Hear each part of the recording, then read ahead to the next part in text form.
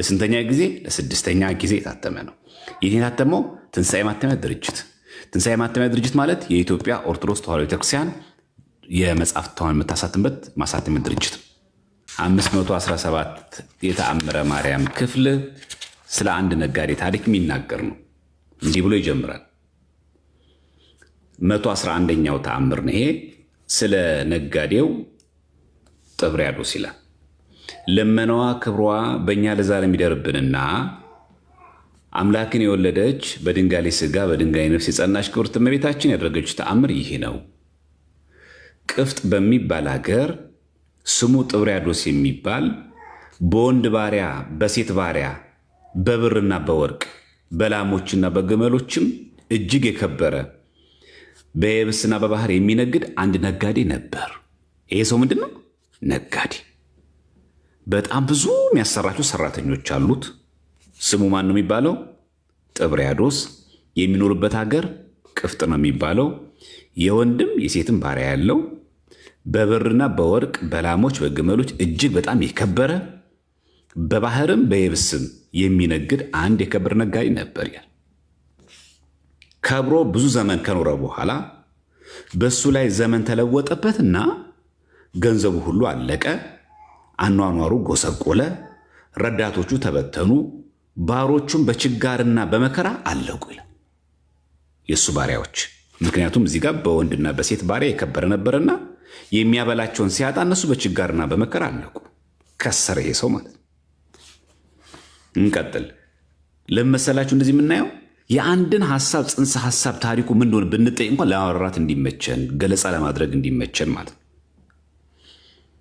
ክብሩንም እንደተዋረደና ደስታውም እንደ ወደ ሐዘን ወደ ትካዝ እንደተመለሰ ባየ ጊዜ ልቦናው ታወከበትና መታገስ ተሳነው። ያለ ሰው ሲያጣ በጣም አሳዛኝ ነው። ታውቃላችሁ፣ ሀብታም ሲያጣ እጅግ በጣም ክፉ ነው። የታመመ ሲፈወስ ጥሩ ነው። ያጣ ሰው ሲያገኝ መልካም ነገር ነው። ያገኘ ሰው ሲያጣ ግን እጅግ በጣም ከባድ ነው። ተንደላቆ መኖሩን የለመደ ሰው የፈለገውን መርጦ የፈለገውን ወስዶ መጠጣት መብላት ያማረው ሰው በዚህ ሁኔታ ያደገ ሰው በአንድ ጀንበር ፀሐይ ስትጨልምበት እጅግ በጣም ከባድ የደረሰበት ያውቀዋል። ብሰርቅ የሚገርፈኝ ብለምን የሚያውቀኝ የለምና በጥቂትም በብዙም ቢሆን ወደ ሌላ ሀገር ሄጄ እየነገርኩኝ እኖር ዘንድ እሄዳለሁ ብሎ አሰበ ይላል። ተመልከቱ። ብሰርቅ የሚገርፈኝ አለ፣ ብለምን የሚያውቀኝ የለምና በጥቂትም በብዙም ቢሆን ወደ ሌላ ሀገር ሄጄ እየነገርኩኝ እኖር ዘንድ እሄዳለሁ ብሎ አሰበ። ሀገር ሊቀይር ማለት ነው። እንቀጥል። ይህንንም ብሎ እያለቀሰና እያዘነ ከሀገር ወጥቶ እንባው በፊቱ ላይ እየወረደና እየቸኮለ ሲሄድ ሰይጣን በመንገድ ተገናኘውና ወንድሜ ሆይ ለምን ታዝናለህ? ለምንስ ታለቅሳለህ? አለው ይላል። ማን አገኘው? ሰይጣን። አሁን ያለው ፈተና የሚጀምረው እዚህ ጋር። ይህንን ብሎ እያለቀሰና እያዘነ ከሀገር ወጥቶ እንባው በፊቱ ላይ እየወረደና እየቸኮለ ሲሄድ ሰይጣን በመንገድ ተገናኘውና ወንድሜ ሆይ ለምን ታዝናለህ? ለምንስ ታለቅሳለህ? አለው ይላል። መቼስ እስከዚህ ያለው ክፍል ምንም ከወንጌል ጋር የሚጣረስ ነገር የለው ማለት። ያገኘ ሰው ያጣል አያጣም? ያጣል። ሀብታም ሰው አይከስርም? ነጋዴ አይከስርም? አለቀ። ኢዮብ ባለጸጋ አልነበረም? አላጣም ያን ነገር። በቃ አንድ ሰው ሊከስር ሊያጣ ይችላል። ይሄ ምንም እስካሁን ድረስ እስካነበብነው ድረስ ምንም ጸረ ወንጌል የለው። ቀጥሎ ደግሞ እዚህ ጋር ሰይጣን ተገናኘው፣ መንገድ ላይ ያገኘው። ማን? ዲያብሎስ። ይህንን በወንጌል ደግሞ ብናደርገው ባላጋራችሁ ዲያብሎስ የሚወጣውን ፈልጉ እንደሚያገሳ አንበሳ በዙሪያችሁ ይዞራልና። ምን ማለት ነው? እንከን ከተገኘ የሚገባበት ቀዳዳ ፈልጎ ዲያብሎስ ወዲያ ወዲህ ማለቱ አይቀርም፣ ይፈልጋል። ለዚህ በር ደግሞ የዚህ ሰው መቸገር አየውና ምን ሆንክ አለው። ሰይጣን ያዘነ የተቆረቆረ ለዛ ሰው መድህየት በጣም ልቡ የተነካ አስመስሎ ራሱን አቀረበ ዲያብሎስ። ያም ነጋዴ ያገኘኝን እነግርህ ዘንድ አንተ ማነህ አለው። እኔ ሰይጣን ነኝ አለው። ያም ነጋዴ አንተ ሰይጣን ከሆንክ ልትረዳኝ ይቻልሃል አለው። ጥያቄ ነው። ይቻልሃል አለው። ጥያቄውን በደንብ ስሙ። እዚህ ጋር ወይ ቤሎ ውእቱ ነጋዲ ለእመ ሰይጣን አንተ ትክል ትትረዳአኒ ጥያቄ ነው። እሺ በግዕዝ የጥያቄ ምልክት እንደዚህ የለም። ኩዌሽን ማርክ ምንለው የለም። ቃል አጋኖ ሚል የለም። ለዚህ ነው እዚህ ጋር አሁን ስታነቡት እንደሚለው ያም ነጋዴ አንተ ሰይጣን ከሆንክ ልትረዳኝ ትቻልሃል አለው። ጥያቄ ነው። በግዙ ስታነቡት ነው የበለጠ ግልጽ የሚሆነው። ወይቤሎ ውእቱ ነጋዴ ለእመ ሰይጣን አንተ ትክል ትችላለህ ወይ ትትራዳአኒ ልትረዳኝ ትችላለህን አለው። ምን አለው? ከዛ ሰይጣንስ ይሰርቅም እንደሆነ ይለምንም እንደሆነ ወሌላ ሀገር ይኖር ዘንድ እንዲሄድ ያገኘውን ሁሉ ነገረው። ሁሉ ነገር ነገረው። ከተመቸኝ እሰርቃለሁ፣ የማልችል ከሆነ እለምናለሁ፣ ብቻ ግን ሌላ ሀገር ሄጄ ወይ ስርቆት ወይ ልመና ውስጥ ልሰማራ ነው አለው። ለማን እንደዚህ የሚለው? ለሰይጣን። ሰይጣንም ነገሬንስ ብትቀበለኝ ባለ ዘመኑ ሁሉ እንደ ቀድሞ ፈጽሞ ባለጸጋ ትሆናለህና ክንድህን አውጥተህ በደረቴ ውስጥ ያለውን ውሰዳል። ባለጸጋ ነው የምትሆነው አለው። ምንም የምታጣው ነገር የለም አለ። ያም ነጋዴ ክንዱን አወጣና የለዘቡ 2 አዕናቆ ሰጠው። እንቁዎች ማለት ነው። ነጋዴውም ከደስታው ብዛት የተነሳ ምን ባደርግልህ ትወዳለህ አለው። ደስ ብሎት እኮ ለሰይጣን እንደዚህ ያለው። ዛሬ ይሄ ህይወት የለም። ዛሬ ኢትዮጵያ ውስጥ ዘንዶ የሚገብሩ ሰዎች የሉ። ምንጩ የማይታወቅ ከዲያብሎስ የሆነ ሀብት ያግበሰበሱ ሰዎች የሉ። ከመቅጽበት የተቀየሩ ሰዎች የሉ። በእግዚአብሔር ኃይል የሚቀየሩ ሰዎች አሉ። እነሱን እያልን አይደለም። በረድኤተ እግዚአብሔር የሚቀየሩ ሰዎች አሉ። እነሱን እያልን አይደለም። ግን ዘንዶ እየቀለቡ ያሉ ሰዎች አሉ። ለሰይጣን የሚገብሩ ሰዎች አሉ። እንደው ይህንን ተአምረ ማርያም ለመንቀፍ እኮ ከመቸኮል ይሄ ህይወት ያለው ሰው የለም። ሀብታም ለመሆን ብሎ ከንግዱ ስለከሰረ በገቢዎችም በሉት በፖለቲካም በሉት በስራም በቢዝነስ አለማወቅ በሉት በውድድርም ተሸንፎ ሊሆን ይችላል፣ ወይ በስንፍናው ከገበያ ወጥቶ የከሰረ ሰው ጠንቋይ ቤት ሄዶ ዘንዶ እንትን እያለ እየቀለበ ጅብ እየጋለበ ገብስማ ዶሮ እያረደ ሀብታም የሆነ ሰው የለም። ዛሬም ይህን የሚያደርግ ሰው የለም። የልጆቹን ሰላም አናግቶ የትዳሩን ሰላም አናግቶ ቤቱ በውጥንቅጥ የሚኖር ቤት የለም። አንዳንዶቹ እንደውም በይፋ እኮ ዘንዶ ከቤታቸው የሚወጣ ሰዎች እኮ አሉ ኢትዮጵያ ውስጥ ዛሬ። አንድ ቤተ ክርስቲያን አንድ ጠንቋይ ቤት የሚሄድ ሰው ይሄ ሰውዬ ምናምን ብሎ ከመፍረድ ራስን ዞር ብሎ ማየት ነው። ዛሬም አለ በግልጽ የሚታወቁ ሰዎችም ጭምር አሉ ይህን የሚያደርጉ። ምን ላድርግልህ አለው። ሰይጣን ምን የሚል ይመስላችኋል? ይህንን ብርና ይህንን ወርቅ ካገኘ በኋላ ይሄ ሰው አይ እግዚአብሔርን አምልክ በቃ ደህና ሁን ነው የሚለው። እንደዛ ነው ኤክስፔክት የምናደርገው። እንቀጥም እንዳለው ሰይጣን። ነጋዴውም ከደስታው ብዛት የተነሳ ምን ባደርግልህ ትወዳለህ አለው። ሰይጣንም ክርስቶስን ካደው። ክርስትናህንና ጥምቀትህን ሱራፌልና ኪሩቤልን አምላክን የወለደች እመቤትህ ማርያምንም ካዳል። እመቤታችን አይልም እመቤትህ ነው የሚለው። የሰይጣን ክፋቱ አይታችኋል። ጌታችን አይልም ጌታ ነው የሚለው። ሰይጣንም ክርስቶስን ካደው። ክርስትናህንና ጥምቀትህን ሱራፌልና ኪሩቤልን አምላክን የወለደች እመቤትህ ማርያምንም ካዳለው። እሱ ምን ላድርግልህ ብለህ ሲለው ይህን ኦፈር አደረገው። እሱ ሰይጣን ብር አይፈልግማ፣ ሰይጣን ወርቅ አይፈልግማ። እግዚአብሔር እንድንክድ ነው የሚፈልገው። ዛሬም አለ እኮ በውጭ ሀገርም መጽሐፍ ቅዱስ የረገጡ ልጆቻቸው የሚገበሩበት ቦታ የለ። ሀብት ከተገኘ ምንም የሚያደርጉ ሰዎች አሉ። ገድላት ድርሳናት የነባራዊውን ዓለም ነጸብራቅ ነው የሚያሳዩት። ሐቁ ነው ይሄ። የከሰረ ሰው ጠንቋይ ቤትም ሄዶ ይሁን ምንም አምጥቶ ይሁን ሀብት የሚገኝበት መንገድ ሁሉ ይፈልጋል። ይሄ ሰው ለምኖ ወይ ሰርቆ ለመኖር ሲፈልግ ዲያብሎስ መንገድ ላይ ያለው ያቀረበለት ይሄን ምን አለ? የነገሩን ፍጻሜ በሰማ ጊዜ ይላል ልክ ይህን ሁሉ ካለው በኋላ የምድር ሁሉ ንግሥት ናትና እመቤቴ ማርያምን አልክድም እንጂ ሁሉንም እክድልሃለሁ እክዳችኋለሁ አለው። ይህንን ሲሰማ እመቤቴን አልክድልህም ሁሉም ግን እክዳላችኋለሁ። ይሄ ሰው እንደዚህ ማለት ትክክል ነው አይደለም? አይ ክርስቶስን መካዱ፣ ልብ በሉ እዚህ ጋር ክርስትናውን መካዱ፣ ጥምቀትን መካዱ፣ ኪሩቤልና ሱራፌልን ቅዱሳን መላእክትን መካዱ ትክክል ነው እያለ ነው ተአምረ ማርያም አላለም። የዚህ ሰውዬ ንግግር እኮ ነው አለው ነው። ይሄ እዚህ ጋር እኮ በግዙ ታነቡት እኮ ወሰው በሰምዐ ተፈጻሜተ ነገሩ ይላል። ነገሩ ሲሰማ ምን አለው? ወይ ቤሎ እንደዚህ አለ። ግለሰቡ ያለው ነው። ይሄ ሰውየው ለምን እንደዚህ ያለ እንዳለን እንደኛ እንዴ አንድ ሰው በስንፍናው እንዲህ ብሎ ቢናገር የዛ ስንፍናኛ ሚካኤል አንተን የፈጠርከኝ ብሎ አንድ ሰው ቢናገር እንደዚህ አለ ብለን ብንናገር ሚካኤል ለምን ፈጠርክ ካለኝ ብሎ ሰውየው ለምን ተናገር እንዳለን እንደኛ? አይ ቅዱስ ሚካኤል እኮ ሊቀ መልአክ ነው፣ የፈጠረን ሳይሆን አገልጋይ፣ የእግዚአብሔር አገልጋይ ቅዱስ መልአክ ነው።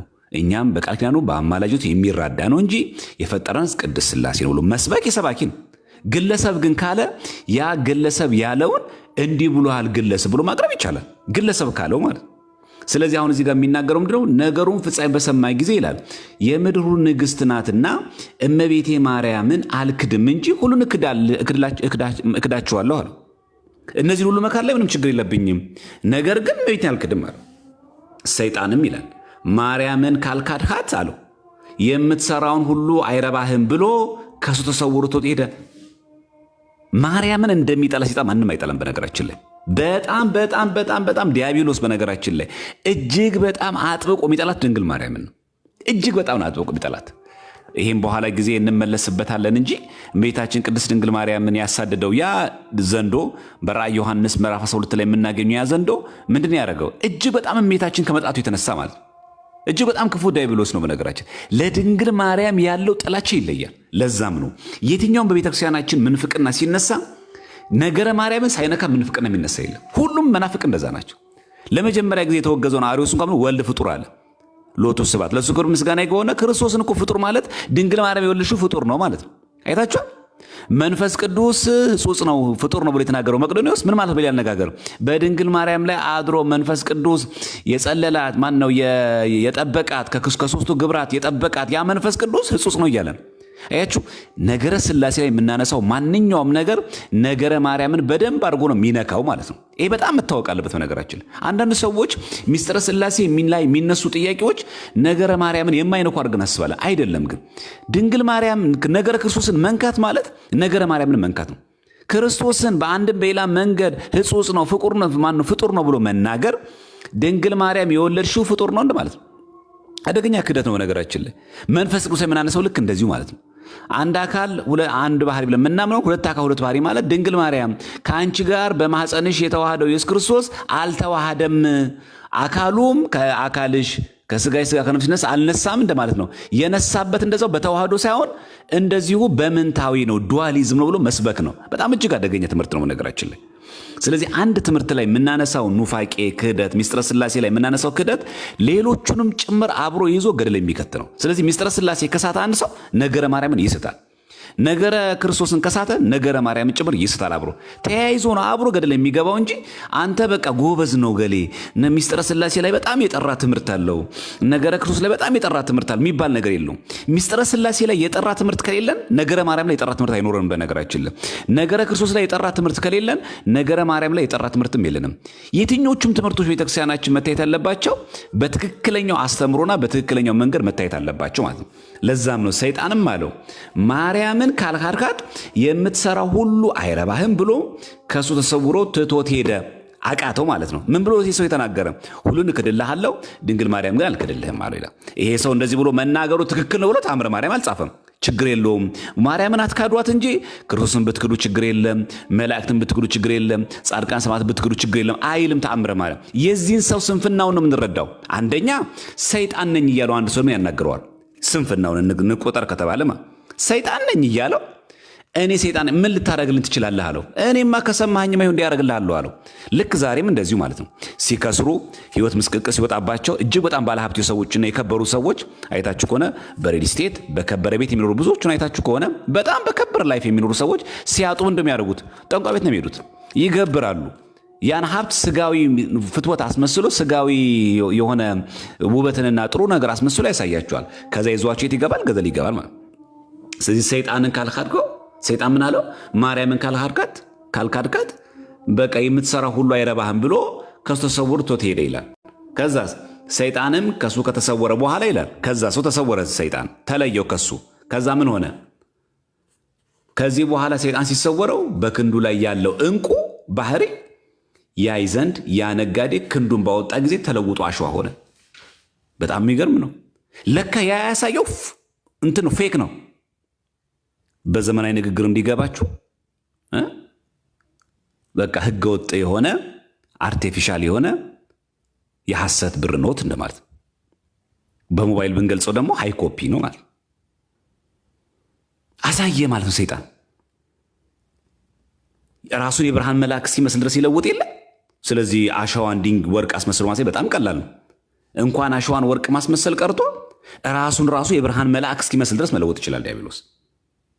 ስለዚህ ይላል ፍጹም ሐዘን አዘነ አሸዋ ሲሆንበት፣ ሰዎቼን፣ ክብረቴን፣ ገንዘቤን ሁሉ ያጠፋሁት አልበቃኝ ብሎ አለ።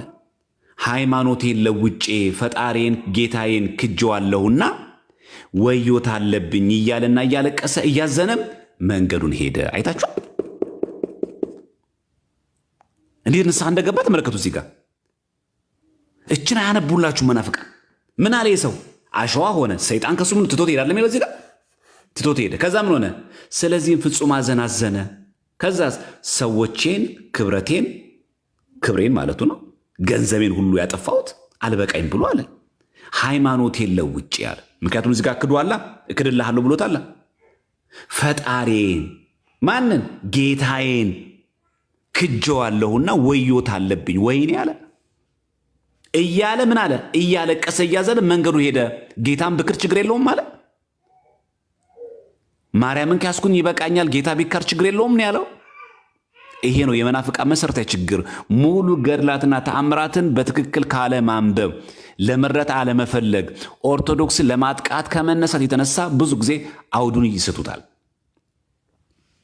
እንዴት ንግግሩ እንደሚያምር አይታችኋል። እዚህ ጋር ያጠፋሁት ነገር ሳያንሳል ሃይማኖቴን ለውጬ አለ። ፈጣሪዬን አለ፣ እዚህ ጋር ጌታዬን አለ ክጄዋለሁና ወዮታ አለብኝ። ብክደው ችግር የለውም አላለም ይሄ ሰው። እዚህ ጋር ስንፍናው ነው፣ እዚህ ጋር ደግሞ ጥንካሬውን አየንሳው። ፈጣሪዬን ጌታዬን ክጄዋለሁና ወዮታ አለብኝ እያለና እያለቀሰ እያዘነ መንገዱ ሄደ። ልክ ነዋ። ጌታን መካድ ያሳዝናል፣ ያስለቅሳል። ወዮታ ነው፣ ሲኦል ነው የሚያስገባው። ይሄ ሰው ክርስቲያን ነው ማለት ነው። አይ ግድ የለም ጌታን ክደ ማርያምን ከያዝ ገነት ትገባለህ ብሎ የሚል እሳቤ አልተማረ ማለት ነው። ይሄ ሰው ወንጌል የገባው ሰው ነው ማለት ነው። ይሄ ሰው ለምን ሃይማኖቴን ለውጬ ጌታዬን ፈጣሪዬን ክጄዋለሁ ነው ወዮታ አለብኝ አለ እያለቀሰና እያዘነ። ይሄ ተአምረ ማርያም ምን ጸረ ወንጌል? አይ ችግር የለውም ሰይጣን እንኳን ከኔ ራቅ፣ ማርያምን ስለያዝኩኝ ጌታን ብክር ችግር የለውም ነው የሚለው እዚህ ጋር። አዘነ፣ አለቀሰ፣ ጌታዬን ክጄዋለሁ አለ። አሉ እኮ ዛሬም እንደዚህ የሚያደርጉ። የማርያምን ዝክር እንዳተው የሚል ጠንቋይ የለ፣ የሚካኤልን ዝክር እንዳተው የሚል ጠንቋይ የለ። ይህ ግን ክርስቲያን ነው። ሃይማኖቴን ለውጬ ፈጣሪ ጌታዬን ክጄዋለሁ ነው ወዮታ አለብኝ እያለ እና ምን እያለ እያለቀሰ፣ ልብ በሉ፣ እያለቀሰና ምን እያለ እያዘነ መንገዱን ሄደ። እንቀጥል። ሲሄድም በመንገድ የፈረሰች ቤተክርስቲያን አገኘና በዚያች ያርፍ ዘንድ ወደ እሷ ገባ ይላል። ወዴት ገባ? ወደ ቤተክርስቲያን። እንቀጥል። በውስጧም የክብርት ድንግል እመቤታችንን ስዕል አየና በዚያ ስዕል ፊት በፍጹም እንባ ባዘነ። ልቦናም ይቅርታ ገንዘብሽ የሚሆን እመቤቴ ሆይ እኔ በይቅርታሽ አምናለሁ። እንዳልካድኩሽ አንቺ ታውቂያለሽ። ከማኅፀንሽ ከወጣ ከልጅሽ፣ ልብ በሉ፣ እንዳልካድኩሽ አንቺ ታውቂያለሽ ካላ ምን አላት? ከማኅፀንሽ ከወጣ ከልጅሽ ይኸው እዚህ ጋር ከልጅሽ ታማልጅኝ ዘንድ እለምንሻለሁ። ከማ ዘንድ? ከልጅሽ ዘንድ ከማኅፀንሽ ከወጣ በፍጹም ልቦናዬ አንቺን ተስፋ አድርጌያለሁና እያለ መሪር ለቅሶን አለቀሰ። ይሄ ሰው ነገረ ክርስቶስ አያውቅም። ግልጽ የሆነ ነገር ማለት ፈጣሪዬን ጌታዬን ክጄዋለሁ ወዮታ አለብኝ ያለ እያለቀሰና እያዘነ መንገዱን ሄደ። ትክክል። ከዛ ምን አገኘ? መንገድ ላይ የፈረሰች ቤተክርስቲያን አገኘና በዚያች ያርፍ ዘንድ ውስጧ ገባ። ቤተክርስቲያን ገባ። መንገድ ሄዳ እያለ እያዘነ እያለቀሰ መንገድ ሄዳል። በመንገድ ላይ ቤተክርስቲያን አገኘ። የፈረሰች ቤተክርስቲያን ገባ። እመቤቴ ሆይ አላት፣ እኔ በይቅርታሽ አምናለሁ እንዳልካድኩሽ አንቺ ታውቂያለሽ። ከዛስ ምን አድርጊኝ አላት? ከማኅፀንሽ ከወጣ ከልጅሽ ታማልጅኝ ዘንድ እለምንሻለሁ። ምን ይበል ታዲያ? ይሄ ኦርቶዶክሳዊ ትምህርት አይደለ? ፈጣሪ ጌታዬ ክርስቶስን ክጃለሁ ብሎ አለቀሰ። እዚህ ጋር ሃይማኖት የለው ውጭ ፈጣሪን ጌታዬን ክጃለሁና ወዮታ አለብኝ ያለ እያለቀሰና እያዘነ መንገዱ ሄደ እኮ ነው የሚል። ስለዚህ ከልጇ ከወዳጇ እንድታማልደው ለመነ። የዚህ ሰው ጸረ ወንጌል ምኑ ነው? አይ በቃ አንቺ ይቅር ካልሽኝ ችግር የለውም ነው ያላት።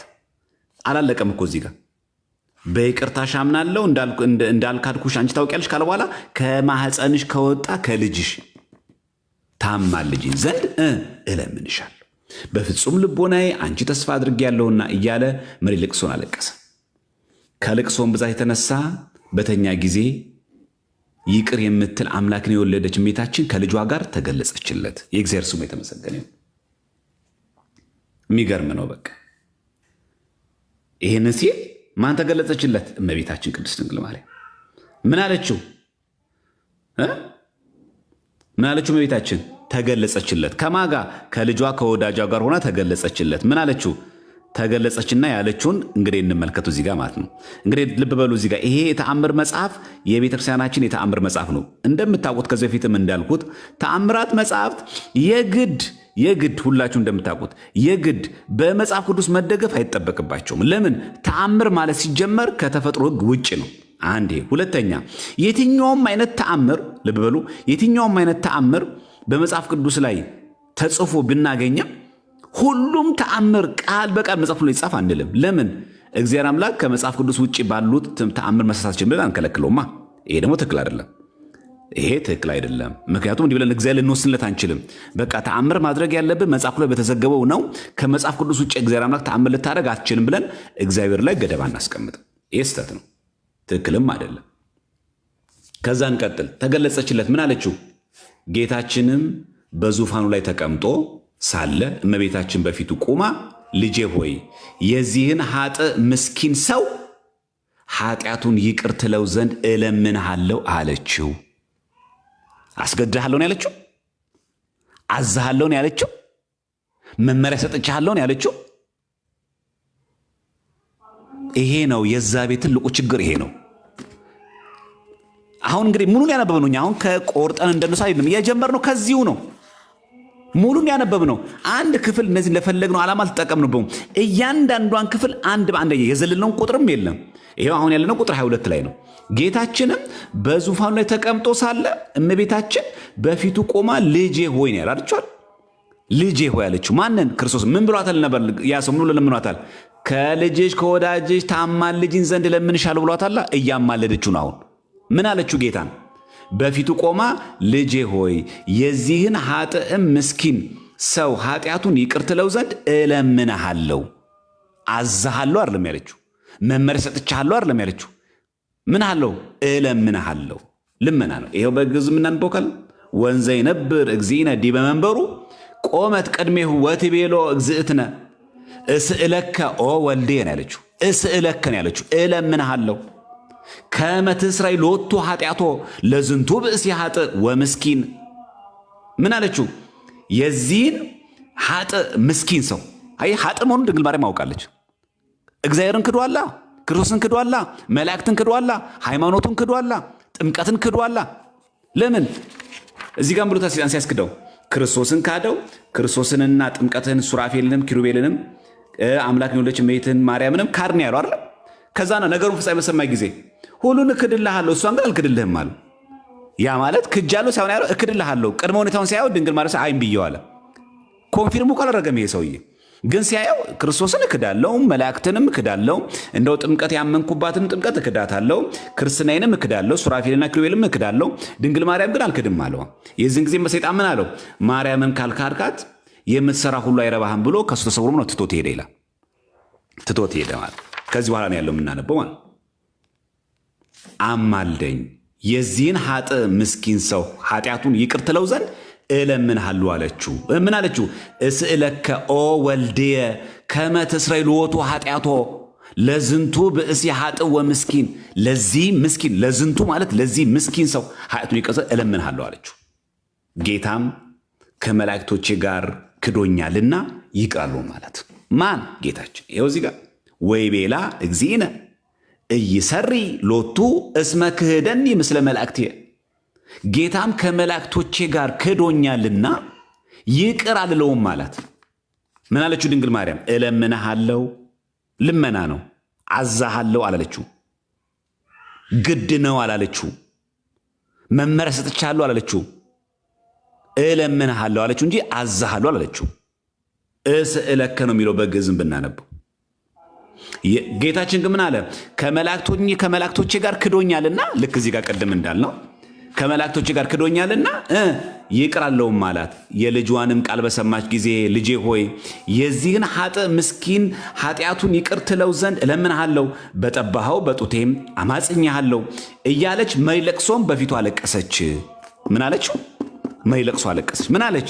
የልጇን ቃል በሰማች ጊዜ ምን የሚለውን ይቅር አለው ማላ። ይቅር አለውን ካልክ በቃ እንግዲህ እንደምታውቀው አንተ ሰው ጥብርያዶስ፣ ምክንያቱም ስሙ እዚህ ጋር እንደምታዩት ማን ነው ስሙ? ቅፍጥ በሚባል ሀገር ስሙ ማን ነው? ጥብርያዶስ። በወንድ ባሪያና በሴት ባሪያ የከበረ ሰው ነው። ቅፍጥ በሚባል ሀገር ነው ስሙ ማን ነው? ጥብርያዶስ ነው የሚባለው። በወንድና በሴት ባሪያ የከበረ ሰው ነው። ከዛ ምን አለችው ድንግል ማርያም? በቃ ጠይቄው ነበረ ክርስቶስን እምቢ አለኝ፣ ልጄን ጠይቄዋለሁ እምቢ ብሎኛል፣ ስለዚህ አልምረውም ስላለ በቃ ምንም ማድረግ አይቻልም አለችው። እናት ናታ ድንግል ማርያም፣ አማላጅ ናታ ድንግል ማርያም። እንዴት ዝም ብላ እሺ ትላለች እንዴ? ምን ትላለች እመቤታችን? እባክህን ማር ትለዋለች። ምን ብላ አልተማጸነችው? የልጇን ቃል በሰማች ጊዜ ልጄ ሆይ የዚህን ኃጥ ምስኪን ኃጢአቱን ይቅር ትለው ዘንድ፣ አይታችኋል? ይቅር ትለው ዘንድ እለምንሃለሁ። ደገመች። እዚህ ጋር እለምንሃለሁ ብለዋለች። እለምንሃለሁ ስትለው ምን አላት እሱ? ጌታም ከመላእክቶቼ ጋር ክዶኛልና ይቃለውም አላት። ከዛም እመቤታችን አለችው? የዚህን ኃጥ ምስኪን ኃጢአቱን ይቅር ትለው ዘንድ እለምንሃለሁ። ምን ብላ? በጠባኸው በጡቴም አማጽኛሃለሁ እያለች መሪ ለቅሶን በፊቱ አለቀሰች። ማን? ድንግል ማርያም። ማን ፊት? ጌታ ፊት። ምን ትለው ዘንድ? ትምረው ዘንድ በጠባኸው ጡቶቼ አማጽኛሃለሁ አለችው። ምን አለችው? አለቀሰች። ይሄ ማልቀስ ትእዛዝ ነው ወይስ ደግሞ ራራለት ነው? ልመና ነው ወይስ መመሪያ ነው? ይሄ እኮ ልመና ነው። ጌታን አስገድዳ አይልም። ምኑ ጋር አስገድዳ ነው የሚለው? እንቀጥል። አጅሮ የተጫወተባቸው መናፍቃን ላይ እዚች ጋር ምን አለች? እዛ ጌታችንን ኢየሱስ ክርስቶስም የዚህ የከሃዲ ሰው ለዘላለም ኃጢአቱን ይቅር አልለውም አላት። ከመላእክት ጋር ክዶኛልና ክርስትናውንና ጥምቀቱንም ክዶ ማነው? ክርስትናውንና ጥምቀቱን ንቆ ክዷልና አላት። ምን አለችው ጌታችን? እንዲህ ሲላት ይህንን በሰማሽ ጊዜ ልብሷን ቀዳ ሰኔ ብለህ ይቅር ካላልከው ብላ ጡቶቿን አውጥታ ጡቶቼን ቆርጬ እጥላችኋለሁ፣ ጉንጮቼንም እሰነጥቃችኋለሁ አለች። ይሄ ማስፈራሪያ ነው አይደለም፣ እንዲራራ ነው። ይህን እስቲ በወንጌል በመጽሐፍ ቅዱስ እንየው። ለምሳሌ ኦሪት ዘጸአት ምዕራፍ 32 ላይ ሙሴ ምን ብሏል? ሙሴም ወደ እግዚአብሔር ተመልሶ ወዮ እኒህ ሕዝብ ታላቅ ኃጢአት ሰርተዋል፣ ለራሳቸውም የወርቅ አማልክት አድርገዋል። አሁን ይህን ኃጢአታቸውን ይቅር በላቸው፣ ያለዚያ ግን ከጻፈው መጽሐፍት እባክህን ደምስሰኛለሁ። ከባድ ነገር አይደለም? እኔ ሲኦል ልግባ እኮ ነው። ሕዝቡ ይዳን የማትምር ከሆነ አሁን ትእዛዝ ነው። ሙሴ እግዚአብሔርን እያስፈራራ ነው። ዘጸአት 32 ነው። አሁን ይህን ኃጢአታቸውን ይቅር በላቸው አለ ሙሴ። ከዛ ግን ምን አለ? ያለዚያ ግን አለ።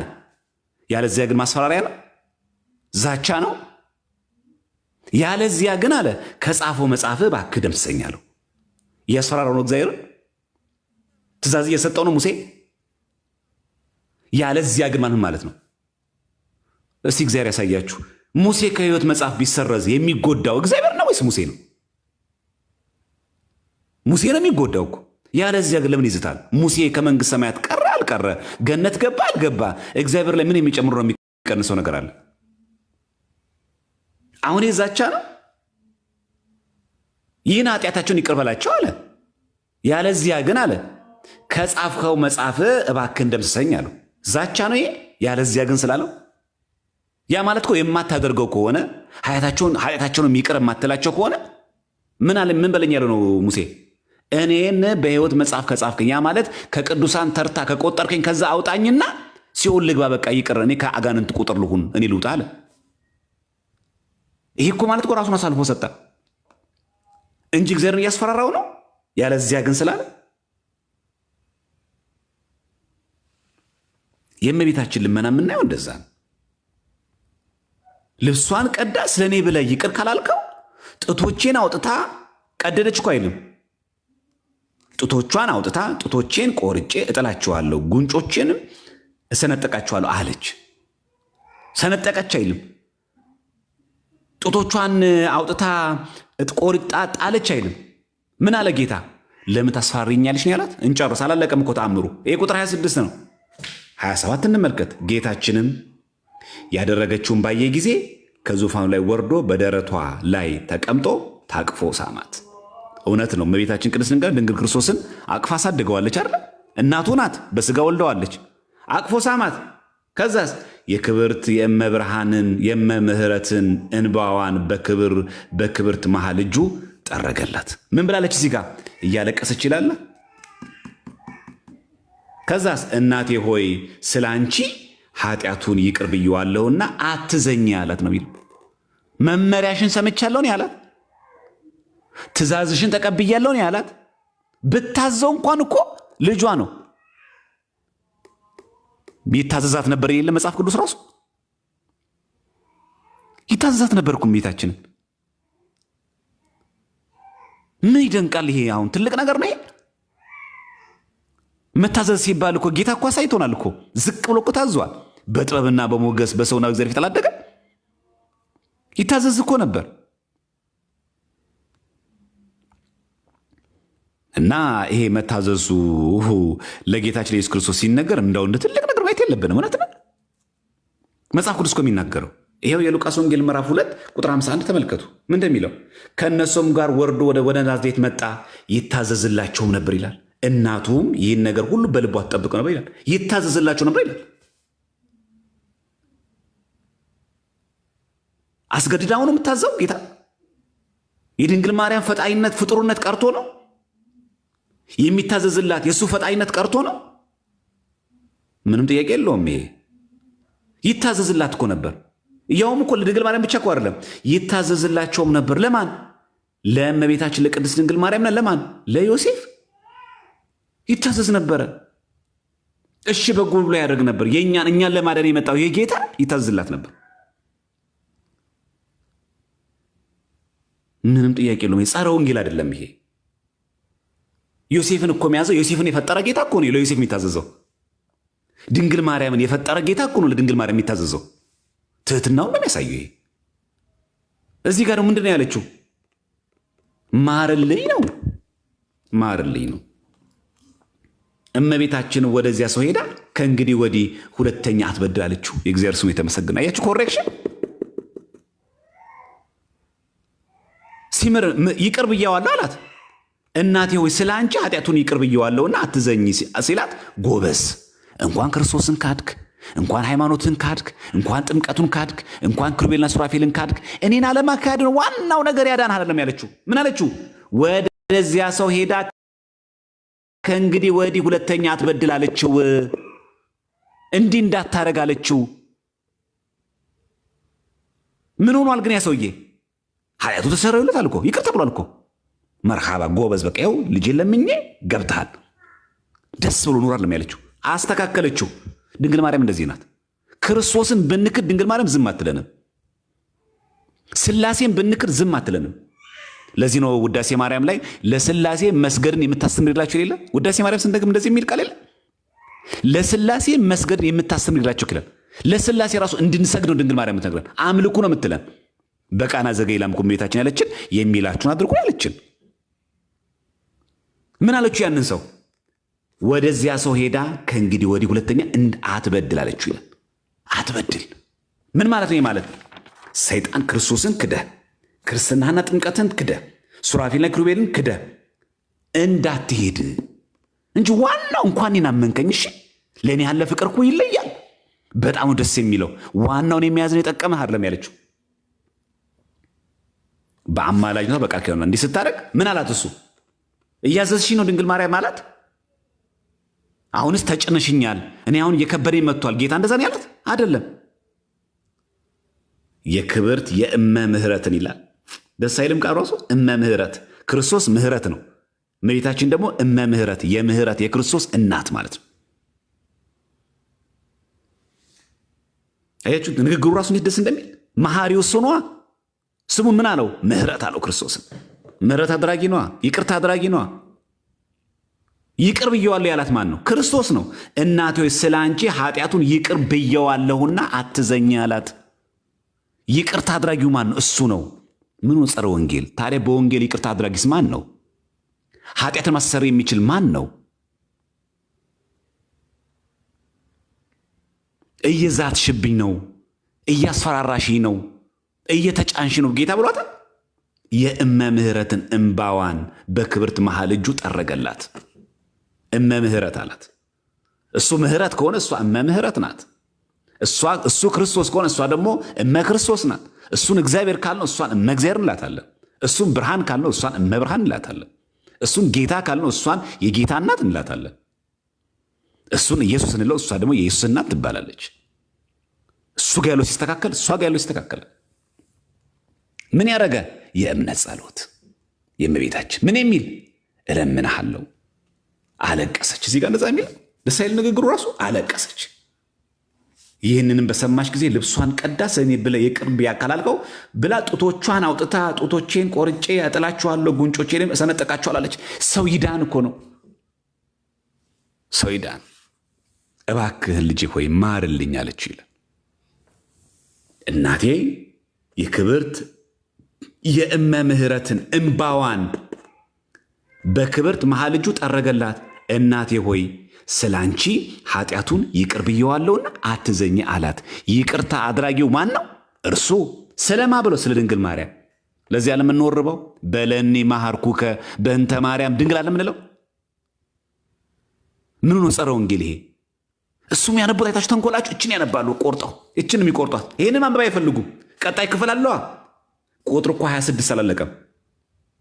የሚያልቀው እኮ 36 ላይ ነው እኮ። ልመናዋ ክብሯን በእኛ ዘላለም በእውነት ይደርብን ብሎ ነው የሚያልቀው። እነሱ እችን ቆርጦ ያነባሉ። ሰው ይሄን ከተገነዘበ ይረዳላ። ሁል ጊዜ መናፍቅ ቆርጦ አንባቢ ነው፣ ቆንጠር ነው፣ መቆንጠር ይወዳል። እግዚአብሔር በቸርነቱ ቆንጥር ከመሆን ይጠብቀን። በእውነት የሆነ የመጽሐፍ ቅዱስ ቃል ቆንጥር ቡጭቅ አድርጎ መውሰድ። ይህ ባለፈው ያያችሁት እዚህ ጋር ያያችሁት ውሸት ማለት ነው። እዚህ ውሸት ያያችሁት ሲል እዚህ መጽሐፍ ላይ ይሄ የኢስተርን ኦርቶዶክስ ነው አለ። ስሙን አልጠራውም ታውቁታላችሁ። ጠቀሰና እዚህ መጽሐፍ ላይ ይኸው ተመልከቱ። እዚህ መጽሐፍ ላይ ራሱ ጸጋ የሞላብሽ የሚለው የድንግል ማርያም ሃይሊ ፋቨርድ ነው የሚለው እንጂ ጸጋ የሞላብሽ አይልም። እንደዛ ነው የሚለው። ይሄን አሁን የሚያነብሰው እውነት ነገ ይሄን መጽሐፍ ሲያነብሰው አማዞን ላይ አያገኘውም ብሎ ነው ሰው። ይሄን ችግር የለውም። ለጊዜው ዮኒ ማኛን ማታለል እኮ ይቻላል። አንገት እየነቀነቀ እኮ በጣም የሚገርም ነው ልትባል እኮ ትችላለህ። ነገ እውነት ሲወጣስ የት ትገባለህ? የት ነው መደበቂያ? ይሄ አይደለም የሉቃስ ወንጌል ምዕራፍ 1 ይሄ ቁጥር 28 ተመልከቱ። ሃይሊ ፋቨርድ የሚለውን ቁጥር 28 ምን እንደሚል እዚህ ጋር ተመልከቱ። ምን ይላል? ሜሪ ይላል ማርያምን ቢንግ ዘ ኒው ኢቪ። ህዳጉ ላይ እኮ አለ። ገጽ ስንት ላይ? ይሄው 1363 ላይ ሜሪ ምን ትባለች? ድንግል ማርያም። ይሄው ምን ሲተረጉም ነው ይሄ 1:28 ጸጋ የሞላብሽ የሚለው። ከዛም ይላል ሶ ናው ይላል ሜሪ ኢዝ ብሌስድ። ከዛስ ሃይሊ ፋቨርድ ይላል። በግሪክ በዘመናዊ ግሪክ በኮይኒክ ግሪክ ኬሪቶሜኔ ይባላል። አሁን ባለው በዘመናዊ ደግሞ የግሪክ ቋንቋ ምን ይባላል? ቻሪቶ ይባላል። ከዛስ ካን ኦልሶ ቢ ትራንስሌትድ ፉል ኦፍ ግሬስ። ምን ብሎ ይተረጉመ ይላል? ፉል ኦፍ ግሬስ። አጅሬችን ያነብና ይሄው እዚህ መጽሐፍ ላይ ጊዜን ለመቆጠብ ሲል ይሄ መጽሐፍ አላሳያችሁም። እዚህ መጽሐፍ ላይ ሃይሊ ፋቨርድ አይልም። ኢስተርን ኦርቶዶክሶች የሚጠቀሙት መጽሐፍ ነው። በሽለላ ይሆናል። ሰው ቢያንስ አትሊስት ይህን ቁጥር 28ን አንብቦ ቢያንስ ሃይሊ ፋቨርድ የሚለው እዚህ ጋር ቦልድ ጽፎ ይታያችኋል። እዚህ ጋር ሃይሊ ፋቨርድ የሚለው በቅንፍ ውስጥ በግሪክ ቻሪቶ የሚባለው ካን ኦልሶ ቢ ትራንስሌትድ ፉል ኦፍ ግሬስ።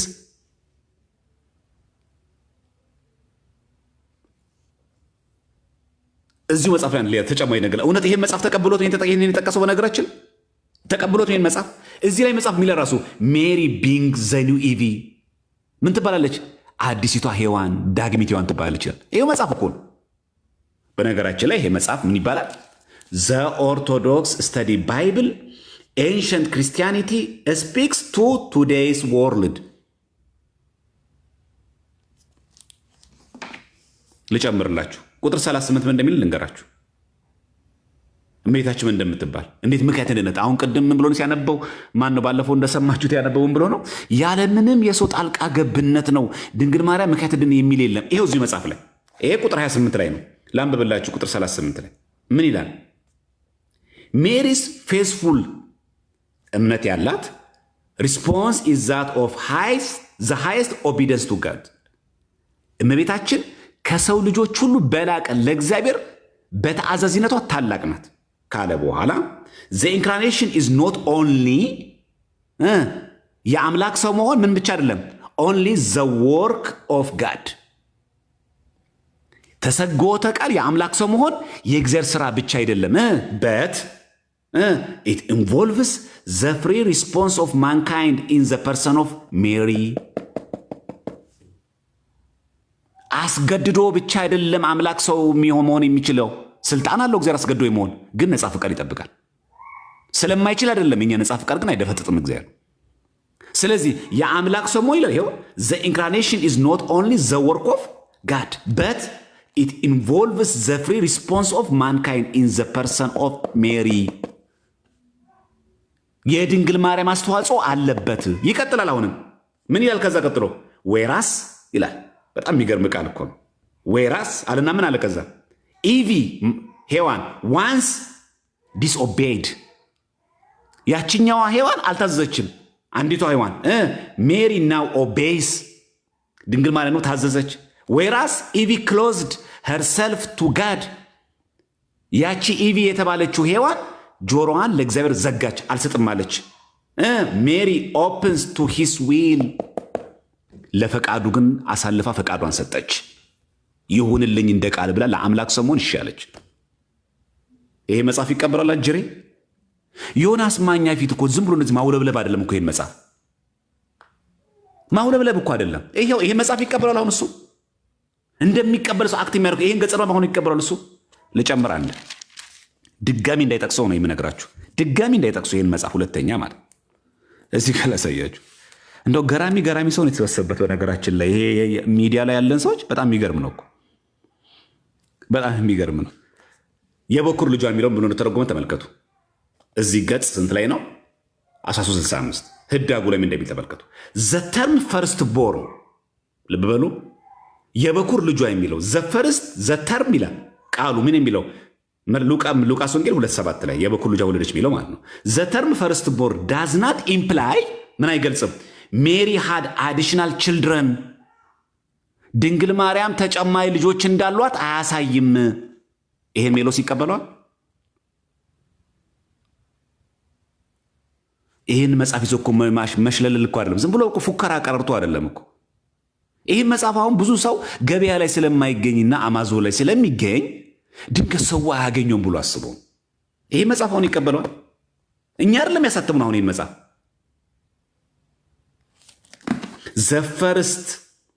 ዘ ተርም ፈርስት ቦርን ዳዝ ናት ኢምፕላይ ሜሪ ሃድ አዲሽናል ችልድረን፣ ተጨማሪ ልጆች እንዳሏት አያሳይም። በት ኦንሊ ዛት ኖ ቻይልድ ዋዝ ቦርን ቢፎር ጂሰስ፣ ከክርስቶስ በፊት የልጅ ምንም አይነት ልጅ የላትም፣ ተጨማሪ ልጅም የላትም። እሺ የቃና ዘገሊላ ደግሞ እንሂድ። ይሄው እዚሁ መጽሐፍ ላይ የዮሐንስ ወንጌል ምዕራፍ 2 ላይ ያለ የቃና ዘገሊላውን ይሄ መጽሐፍ ብሎ ተረጎመው። ድጋሚ ይህን መጽሐፍ የሰውዬ እንዳይጠቅሰው ሁለተኛ እንደ ራሱ መጽሐፍ ማሸላት ተገቢ ሳልሆነ አንቺ ሴት ከኔ ጋር ምናለሽ የሚለው ምን ብሎ እንደተረጎመ ተመልከቱ። ዚስ አንሰር ኢዝ ኖት፣ በደንብ ስሙ። አንቺ ሴት ከኔ ጋር ምናለሽ የሚለው ዚስ አንሰር ኢዝ ኖት a refusal of Mary's intercession። አንቺ ሴት ከኔ ጋር የሚለው የድንግል ማርያምን ምልጃ ውድቅ እያደረገ አይደለም። ለምን ምን እያደረገ ነው ታዲያ? but a declaration that the time had not yet come for Christ to be revealed። ሰዓቱ ገና እንዳልደረሰ ተአምሩን የሚገልጽ ሰዓት እንዳልደረሰ ለማሳየት ነው። የድንግል ማርያምን ምልጃ ውድቅ ለማድረግ አይደለም ይላል። ይሄ መጽሐፍ ገጽ 1424 ይሄ መጽሐፍ ይቀበለዋል። ችግር የለውም። አታሎ ዮኒ ማኛን ፕሮቴስታንት ማድረግ ይቻላል። ነገ ይሄ መጽሐፍ ሲገዛውስ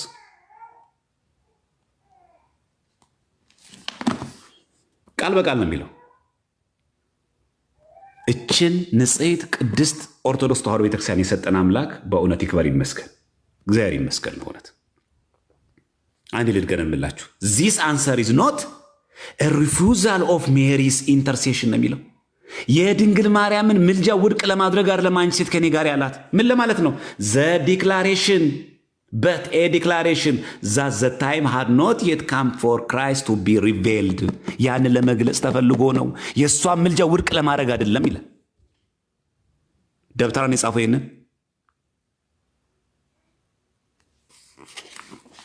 ይሄ ለዚህ ነው። አያችሁ ቆንጥር ናቸው። ቡጭቅ አድርጎ የሆነ መጽሐፍ አታለ አወናብደህ ለመሄድ ነው የሚያስኬዱኝ። ይለዛል ርዕሳችን ይሄ አይደለም። ላሳያችሁ ብዬ ነው ነገራችን ላይ ይሄን ያሳየሁት። ነገ እግዚአብሔር ከፈቀደ ቪዲዮ ሰራበትና ለቀዋለሁ። ይህን በተመለከተ ቪዲዮ ሰራና ለቃለሁ፣ ታዩታላችሁ። ላለፋችሁ ሰዎች ወደ ቀድሞው ነገር እንመለስ። ምን አለችው እመቤታችን? እናቴ ሆይ ስለ አንቺ ኃጢአቱ ምን ብየዋለሁ አለ? ይቅር ብየዋለሁና አትዘኝ። ይቅር ባይ ማን ነው? እርሱ። ይቅር ያላለትም ያለው ማን ነው? እሱ። ምን አላት እሷን? አትዘኝ። እመቤታችን ምን አለችው? ያንን ሰው ኮሬክሽን ሰጠችው። ምን ብላ? ወደዚያ ሰው ሄዳ ከእንግዲህ ወዲህ ሁለተኛ አትበድል አለችው። ወሆረት ይላል ሄደች። እግዝእትነ ሀበ ውእቱ ብእሲ ወትቤሎ እምዝ ዳግመ ኢተአብስ፣ ዳግመኛ አትበድል። እውነት ጌታም እንደዛ ነው ይላል። ኃጢአትሽ ተሰሮ ይልሃል፣ ኃጢአትሽ ተሰሮ ይልሻል፣ ከእንግዲህ አትበድል ይላል ጌታ። እሷም እንደዚህ አለችው፣ አትበድል ከእንግዲህ አለችው። አልተሰጠም እርማት እዚህ ጋ ያለው። ለምን እችን አትቀጥሉም እናንተ? ስለዚህ ነፍስ ድህነት በሕይወተ ሥጋ ሳለ ተነስተህ እግዚአብሔርን ለምነው አለችው። ደስ ከዚህም በኋላ ከሱ ተሰወረች። ያም ሰው ከመኝታው ተነስቶ ወደ ገዳም ሄዶ በዚያ ውስጥ መነኮሰ። ስለ ኃጢአቱ ስርየት እግዚአብሔርን ዘወትር ያገለግል ነበር። ስለምኑ ስርየት? ስለ ኃጢአቱ ስርየት። ማንን? እግዚአብሔርን። ምን ያደርግ ነበር? ያገለግል ነበር። ምን ሆነ? መነኮሰ። የእግዚአብሔር ስሙ የተመሰገነ ይሁን። ይኸው አለ ተአምር እኮ የሚናገረው ይህንን። ከዚህ በኋላ ከሱ ተሰወረች። ያ ሰው ምን ሆነ? ከዚ በኋላ ጥምቀቱን እንደካደ፣ መላእክትን እንደካደ፣ ሃይማኖቱን እንደካደ ኖረ ነው የሚለው። ምን ሆነ? ስለ ነፍስ ድህነት አለችው። በሕይወተ ሥጋ ሳለ ተነስተ እግዚአብሔርን ለምነው አለችው። እውነት ነው። ስለ ነፍሳችን ድህነት ተነስተን መለመን ያለብን ማንን ነው? ማረን ማለት ያለብን ማንን ነው? ይሄ ታዲያ ተአምረ ማርያም ጸረ ወንጌል ነው? ተነስተ አለችው ከእንቅልፉ። ስለ ነፍስ ድህነት በሕይወተ ሥጋ ሳለህ አለችው። በኋላ የለማ ድህነት በሲኦል። በሕይወተ ሥጋ ሳለህ ተነስተ እግዚአብሔርን ለምነው አለችው። ለምነው ስለምን? ስለ ነፍስ ድህነት። ወተንስ ወሰአሎ ለእግዚአብሔር በሕይወትከ በእንተ መድኃኒተ ነፍስከ። ከዚህም በኋላ ከሱ ተሰወረች። ያም ሰው ምን ሆነ? ከመኝታው ተነስቶ ወደ ገዳም ሄዶ በዚያ ውስጥ መነኮሰ። ስለ ኃጢአቱ ስርየት እግዚአብሔርን ዘወትር ያገለግል ነበር። ስለምኑ ስርየት? ስለ ኃጢአቱ ስርየት። ማንን? እግዚአብሔርን። ከዛስ ክብርት ድንግል እመቤታችንም አርፎ መንግሥተ ሰማያት እስኪገባ ድረስ ባለ ዘመን ሁሉ ሲያመሰግናት ኖረ። ሲያመልካት ይላል፣ አምላክ አደረጋት ይላል። ሲያመሰግናት ኖረ። ልመናዋ ክብሯ በእኛ ለዘላለም በእውነት ይደርብን፣ አሜን። አለቀ ተአምሬ። ምኑ ጋር ነው አስገዳጅ? ስላስተማረን የእግዚአብሔር አምላክ ስሙ የተመሰገነ ይሁን። በእውነት እችን ቤተክርስቲያን የሰጠን አምላክ ይክበር ይመስገን። እሺ ኮመንቱን ክፈቱላቸውና ይሄ የታፈነን ህዝብ ትንሽ ለቀቅ እናድርገው መሰለኝ።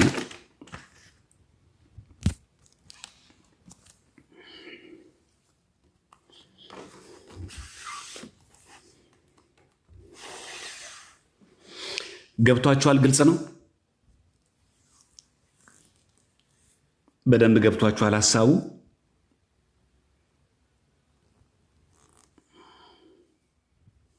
ከአሁን በኋላ ግራ አትጋቡ ማለት በዚህ ተአምር ክፍል በቃ ማድረግ ያለባችሁ ከአሁን በኋላ መጽሐፉን አስከፍታችሁ እያንዳንዷን እስከ መጨረሻ እያስነበባችሁ እያንዳንዷን ማለት ነው። በቃ አሁን ማድረግ ያለብን ክህደት ሲነገር በእውነት ለቃውነኛውን በጠላቻ ለማለት መጽሐፍ ያሳየ ነው። በእውነት ምን ጠይቅ የለውም። በእውነት ነው የገለጽነው። በነገራችን ላይ አንድ ተጨማሪ ነገር ልንገራችሁ። መጽሐፍ ቅዱስ ላይ ያዛችሁ ሰዎች ይህንን ቃል ታውቁት ይሆናል።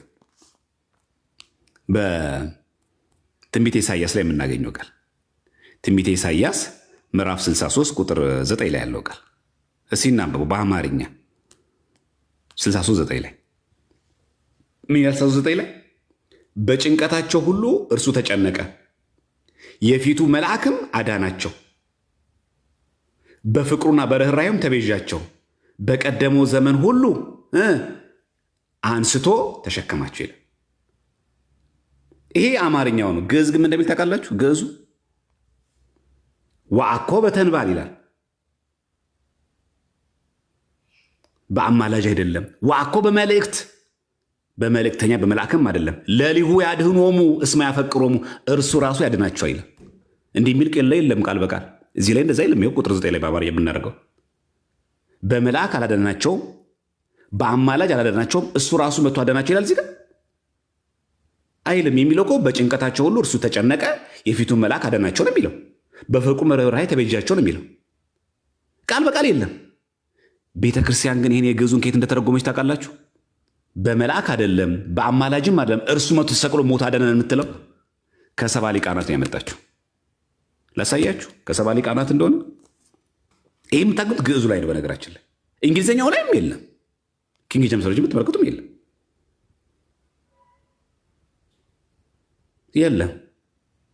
ኤን ዘ ኤንጅል ኦፍ ሂዝ ፕሬዘንስ ሴቭድ ዘም ነው የሚለው። የፊቱ መልአክ አዳናቸው፣ በአማርኛው የፊቱ መልአክ አዳናቸው ነው የሚለው። በመልአክ አይደለም በአማላጅም አይደለም እርሱ መጥቶ ተሰቅሎ ሞቶ ያዳነን። በማንም አይደለም ያዳነን፣ እሱ ራሱን ይሞተልን። ይህን እኮ የምታዩት በግዕዝ ነው። ይኸው እዚህ ጋር ወአኮ በተንባል ትላለች ቤተክርስቲያን። ወአኮ በመልእክት ለሊሁ ያድኅኖሙ እስመ ያፈቅሮሙ ክርስቶስ መጥቶ ተሰቅሎ ሲያድነን ሲቤዣ ሲሆነን ታይታችኋል። እዚህ ጋር ውእቱ ቤዛዎሙ እሱ ራሱ ቤዛ ሆናቸው። በነገራችን ላይ ይሄ የተረጎሙ ከሰባ ሊቃናት ነው። እሺ ይህ መጽሐፍ ከአማዞን ላይ ብትገዙ ደስ ይለኛል። የታተመው ደግሞ የት ነው ካላችሁ ድንገት ለጠቅላላ እውቀት የት የታተመው? ዩኤስኤ ነው የታተመው። እችን ላሳያችሁ። እዚህኛው መጽሐፍ ላይ ይሄንን ቃል ምን ብሎ እንደተረጎመው ከትንቢተ ኢሳይያስ ምዕራፍ 63 ይኸው ትንቢተ ኢሳይያስ ይታያችኋል። እዚህ ጋር ምዕራፍ 63 ቁጥር 9 ላይ ላንብብላችሁ። ቁጥር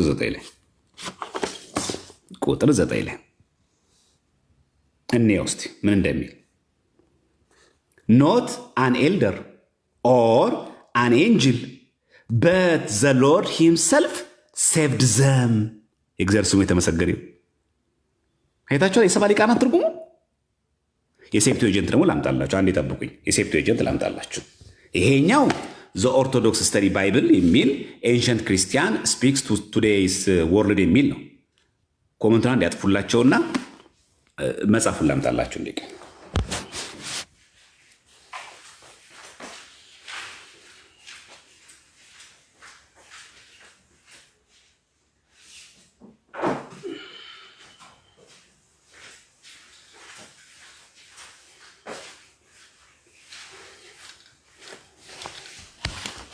እሺ ይሄ የሰባ ሊቃናት መጽሐፍ ነው። ይታያቸዋል እዚህ ጋር ሴፕቱ ኤጀንት ባይብል ኢን እንግሊሽ የሰባ ሊቃናት የብሉይ ኪዳን ማለት። ምክንያቱም ትንቢተ ኢሳይያስ የሚገኝ ብሉይ ኪዳን አይደለም። የሰባ ሊቃን ሄብሪክ ዘ ኮምፕሊት ትራንስሌሽን ኦፍ ዘ ግሪክ ኦልድ ቴስትመንት ኢንክሉድ ዘ አፖክራፊያ። የማን የሴፕቱ ኤጀንት ነው። የሰባ ሊቃናት በእንግሊዝኛው ትንቢተ ኢሳይያስ ምዕራፍ 63 ቁጥር 8 ቁጥር 9 ምን ይላል?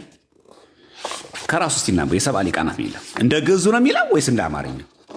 ማንም ጣልቃ ሳይገባ በአማላጅ አላዳናቸውም። እውነት ነው። ጌታ የቤዛ የሆነን እርሱ ራሱ ነው። በአማላጅ አልተቤዣቸውም፣ በመልአክም አልተቤዣቸውም። እሱ ራሱ መጥቶ አዳናቸው ይላል። እቺ ቤተክርስቲያን እኮ እንከን አልባ ናት በእውነት። ቤተክርስቲያን አትሳሳትም ብለው ከዚህ የተነሳ ነው። በነገራችን ላይ እባካችሁን አንብቡ፣ አደራችሁን አንብቡ፣ ገደል እንዳንገባ። ይኸው ትንቢተ ኢሳይያስ ምዕራፍ 63 ቁጥር ስንት ነው? 9 out of all their affliction not an ambassador nor a messenger but himself saved them. በተወካይ አላዳናቸውም፣ በመልአክም በሜሴንጀር በመልእክተኛም አላዳናቸውም። ማን አዳናቸው? እሱ ራሱ መጥቶ አዳናቸው። ይኸው የሰባ ሊቃናቱ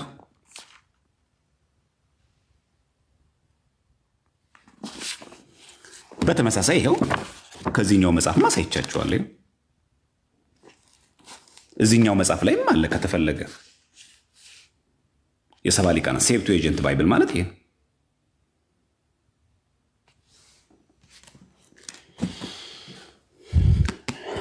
በጣም ነው የምትገርመው ቤተክርስቲያናችን። የለም አሁን በአማርኛው መጽሐፍ ቅዱስ ላይ የለም፣ በጭራሽ አታገኙት። የለም። የአማርኛው መጽሐፍ ቅዱስ ምንድን ነው የሚለው? ይኸው ምንድን ነው የሚለው? በጭንቀታቸው ሁሉ እርሱ ተጨነቀ ነው የሚለው። የፊቱ መልአክ አዳናቸው ነው የሚለው እንጂ አሁን እዚህ ገጸ ንባብ ላይ በአማርኛ በመልአክ አዳናቸው፣ በመልአክ አይደለም ወይ በመልእክተኛ አይደለም ወይ በአማላጅ አይደለም፣ እሱ ራሱ መጥቶ አዳናቸው ይላል። ቃል በቃል አማርኛው አይለውም፣ ግዕዙ ግን ይላል። ይኸው በግዕዝ ስትቀዱ እዚህ ጋር ግዕዝ በሉት። ዋኮ በተንባ ይላል፣ በአማላጅ አይደለም። ዋኮ በመልእክት፣ በመልእክተኛ አይደለም። በምን አዳናቸው? ቁጥር 9 ላይ 64 ገባው 63 ላይ ዋኮ በተንባል ዋኮ በመልእክት ለሊሁ፣ ለሊሁ ማለት እሱ ራሱ ማለት ነው። ለሊሁ ያድህኖሙ እስመ ያፈቅሮሙ። ይኸው ዝች ቃል በቃል እንደዛ የሚለው ቁጥር 9 ላይ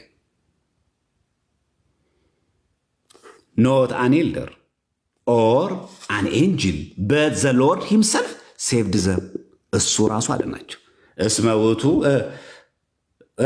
ውእቱ ቤዞሙ ወተወክፎሙ።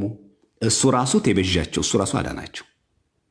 መልእክተኛ ሳይልክ መልአክ ሄደ ከሲኦል አውጣቸው አይደለም ያለው፣ ተሰቅሎ ሞተን አይደለም።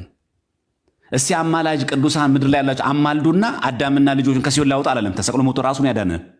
ይሄን የሚናገረው ትንቢተ ኢሳይያስ በግዕዙ ያለው ከየት የተወሰደው? ከሰባ ሊቃናት። በአማርኛ ላይ የለም። ይኸው የሰባ ሊቃናት አሳየኋችሁ። የለም እዚህ ላይ የለም። በአማርኛው ላይ እዚህ ላይ ነው ያለው የሰባ ሊቃናት ትርጉም ላይ ምን ብሎ ሲያሽካካ ነበር? አይታችሁት ከሆነ ማንም ሰው ጣልቃ አልገባም፣ ማንም ሰው ጣልቃ ሳይገባ ነው ያዳነው፣ ማንም ሰው ጣልቃ አልገባም ይላል። እንደዛ ብሎ ነበር። አይታችኋል ሲናገር ያለምንም በቃ የሰው ኢንተርቬንሽን ያለምንም። አዎ በመልአክ አላዳነንም። እግዚአብሔር ያሳያችሁ። በመልእክተኛ አላዳነንም። ያዳነማን እሱ ራሱ መጥቶ ያዳነን። የምናገኘው የት ነው? በትንቢተ ኢሳይያስ። በምኑ ላይ? በግዕዙ ላይ። ከየት የተወሰደ? ከሰባ ሊቃናቱ። ዋኮ በተንባል ዋኮ በመልእክት አላ ለሊሁ ያድኅኖሙ። እግዚአብሔር ይመስገን። እግዚአብሔር ይስጥልን። ለሁላችሁም ጊዜ ሰጣችሁ ስላዳመጣችሁኝ። ያው መጽሐፉን ባሳያችሁ ጥሩ ነው ብዬ ነው የሰባ ሊቃናትንም ትርጉም መጽሐፍ ያሳያችሁ። ይሄን መጽሐፍ ከቻላችሁ ትገዙ፣ ጥሩ ነው። ሳይዙ ትንሽ ተለቅ ይላል፣ ግን አማዞን ላይ መጽሐፍ መግዛት አስታንትና አቅም ያላችሁ ሰዎች ብትገዙት ይሄ መጽሐፍ አሁን የሰባ ሊቃናት እንግሊዝኛው ትርጉም ስለሆነ አሁን ቅድም ያልኳችሁ በመልአክ አይደለም በነቢይ አይደለም እሱ ራሱ መጥቶ አዳናቸው የሚለውን የሰባ ሊቃናት ይኸው የሰባ ሊቃናት እንግሊዝኛ ትርጉም ላይ ቃል በቃል ጽፎ ታገኛል። በአማርኛው ላይ የለም። በመልአክ አይደለም በአማላጅም አይደለም እርሱ መጥቶ አዳናቸው የሚል ቃል በቃል የለም። ግን አይሁድ ስለቀየሩት ወደ አማርኛ ሲተረጎም ተዛብቶ ተተረጎመ ማለት ነው። የግዕዙ ግን እንቅጯን ቁጭ አረጋት ማለት ነው። እዚህ ታያችኋል። እዚች ጋር out of all their affliction not an ambassador ኖር ኤ ሜሴንጀር በት ሂምሰልፍ ሴቭድ ዘም ይላል። ገጽ ስንት ላይ ነው ያለ? ይሄ 494 ላይ። ስላስተማረን ስለመከረን እግዚአብሔር አምላክ ስሙ የተመሰገነ ይሁን። እግዚአብሔር አምላክ በቸርነቱና በምህረቱ የሁላችን መጨረሻ ያሳምርልን። አሁን ዛሬ የጻድቁ አባታችን የአቡነ ተክለ ሃይማኖት ፍልሰታ አጽማቸውን አይደለም እቺ መጽሐፍ አለች። ስለ ቅዱሳን አጽም በቀደምት አባቶች የነበረው ትምህርት የምትናገር መጽሐፍ ነው። ዛሬ ፍልሰታ አጽማቸው አለ ዛሬ አቡነ ተክለ ሃይማኖት። እቺ መጽሐፍ ብትኖራችሁም በጣም ቆንጆ ነው። ይሄ መጽሐፍ የሚናገረው በቀደምት አባቶች ዘንድ የቅዱሳን አጽም ምን ላይ ያገለግልና ለምን ይጠቀሙ እንደነበር የሚያሳይ ነው። ብዙ ሰው ይሄን ነገር ሁሉ መረጃ የለንም። ዝም ብሎ በቃ ቤተክርስቲያን ዝም ብሎ የሆነ ደብተራ አትበሉ፣ አንብቡ ባካችሁ። እና ስለ ቅዱሳን አጽም የቀደምት አባቶች የነበራቸው ትምህርት የቅዱሳን አጽሞችን ለምን ይጠቀሙባቸውና ይገለገሉባቸው እንደነበር የሚናገር ስለሆነ ብትችሉ እቺ መጽሐፍ ብትገዟት ለሁላችሁም ምክሬ ናት ለማለት ነው።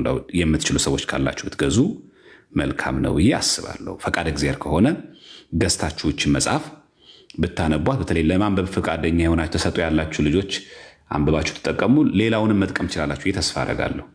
ፈቃድ እግዚአብሔር ከሆነ ብትገዛት ቆንጆ ነው። ይሄኛው ኦርቶዶክስ ስተዲ ባይብል የሚል መጽሐፍ ነው። ይሄኛው ደግሞ ዘ ሴፕቱኤጀንት የሚል መጽሐፍ ነው። ይሄ ደግሞ የእንግሊዝኛው የሰባ ሊቃናት መጽሐፍ ነው።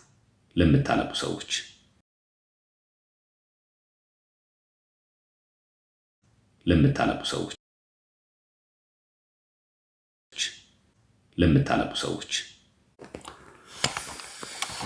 እሺ ወገኖቼ ይሄን ይመስላል ቆይታችን። አይበቃም? እንዴት ነው? ከብዷችኋል? ዛሬ ትምህርቱ እንዴት ነው? ትምህርታችን ግልጽ ነበረ?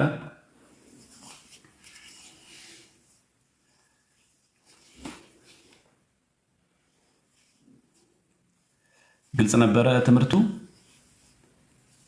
እሺ መልካም። እሺ እግዚአብሔር ከፈቀደ እነዚህን የተወሰኑትን ነገ ቀንጨብ አድርገን ቪዲዮ እንሰራበትና በቪዲዮ ትንሽ ላለፋቸው፣ ላልሰሙ፣ ላመለጣቸው ሰዎች ኢቭን ደግሞ ብንጠየቅ ድንገት ደግሞ እነዛ ሰዎች ይህንን ቢያነቡ እውነትን የመረዳት እድል ስለሚኖራቸው ቢያነቡት በጣም ቆንጆ ነው ብዬ አስባለሁ። እሺ ላስገባሽ፣ ጥያቄ ያለው ሰው ላስገባና ልቀበል።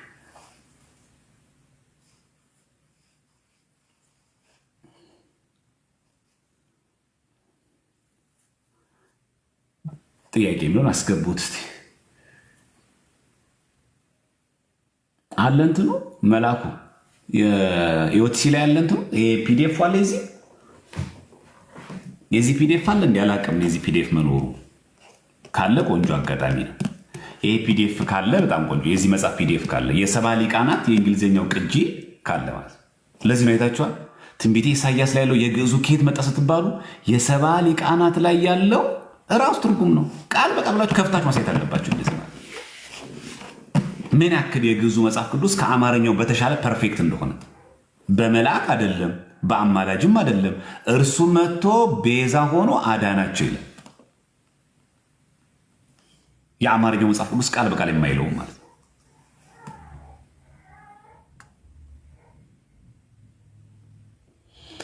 እና እንደዛ ብናደርግ እጅግ በጣም ጥሩ ነው። እሺ መሌ ያስገባ እስቲ አንድ ሁለት ሰው ኦርቶዶክሳውያን አስገባቸውና ለዛ ነው ይህንን እንኳን ብዙም ጠቀሜታ ነው ብዬ አይደለም አሁን ማብራሪያ ያለሁት። በነገራችን ላይ ግን ትንሽ እሱ ቤት ተገብቶ እንደምታውቁት እቺ መጽሐፍ እንደዚህ እያውለበለባት በጣም እንደዚህ እንትን ባንዲራ ሲያረጋት ይሄ ልጅ ጤነኛ ነው ወይ እንድትሉ ያደርጋችኋል። በእውነቱ አይታችኋል። አሁን ቅድም የድንግል ማርያምን ምልጃ እንዴት ሪጀክት እንዳላረገ መጽሐፍ እና በጣም ከባድ ነገር ነው። እና ይህን መጽሐፍ አሁን እነሱ እጅ ላይ ገብቶ ይህን መጽሐፍ ለማጣቀሻ ይጠቀሙታል። በእውነት ነውር አይደለም? እግዚአብሔርን አይፈሩም ትንሽ። እና ትንሽ ይሄ ከንባብ ባህል መራቅ ስለሆነ ይከብዳል።